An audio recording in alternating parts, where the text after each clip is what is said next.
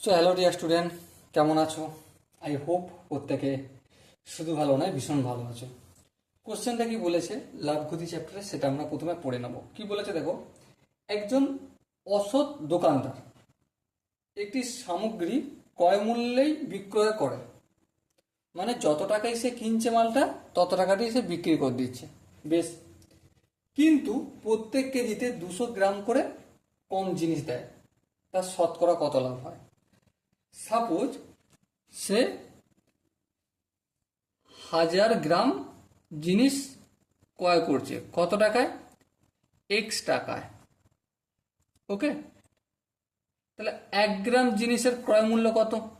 1 গ্রাম জিনিসের ক্রয় মূল্য এক্স বাই 1000 টাকা।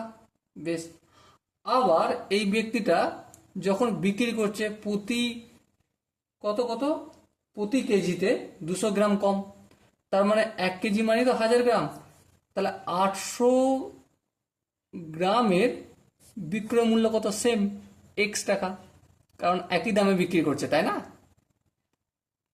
এটা যে 800 গ্রাম বলছি, যখন কাস্টমার দেখছে তখন এটাই দেখছে সে 800 গ্রাম না, এটাই 1 কেজি। ঠিক তো? আচ্ছা, 800 গ্রামের দাম কত? এক্স টাকা, তাহলে 1 গ্রামের দাম কত? এক্স বাই 800 টাকা। হ্যাঁ, তাহলে লাভ কত? লাভ ইকুয়াল টু, লাভ কত? বিক্রয় মূল্য কোনটা? 1 গ্রামের বিক্রয় মূল্য এটা, তাহলে এক্স বাই 800 মাইনাস বিক্রয় মূল্য মাইনাস ক্রয় মূল্য। 1 গ্রামের ক্রয় মূল্য কত? এক্স বাই 1000, তাহলে এক্স বাই 1000 লিখলাম। সো 800 আর 1000, এই দুটো লসও কত হবে? 4000 হবে। কত হবে? 4000। 4000কে যদি 800 দিয়ে ভাগ করি, ভাগফল কত হবে? 5 হবে। 5কে এক্স দিয়ে গুণ করলে 5x, মাইনাস 4000কে 1000 দিয়ে ভাগ করলে 4, 4কে এক্স দিয়ে গুণ করলে 4x। তাহলে কি এসে দাঁড়ালো? 5x থেকে যদি 4x বিয়োগ করি, এক্স বাই 4000, এটা লাভ হলো। এবার আমাকে কি করতে হবে? শতকরা লাভ। কি করতে হবে? শতকরা লাভ। শতকরা লাভ সমান কি? লবে কি লিখব? শুধু লাভটা, এক্স বাই 4000 বাই বাই কি ডিভাইডেড বাই কত টাকা? এই 1 গ্রামের, এই যে 1 গ্রাম জিনিসের ক্রয় মূল্য কত? ক্রয় মূল্য এক্স বাই 1000, এটা লিখতে হবে। হ্যাঁ, তাহলে এক্স বাই 1000, মানে কার সাথে তুলনা করা হচ্ছে?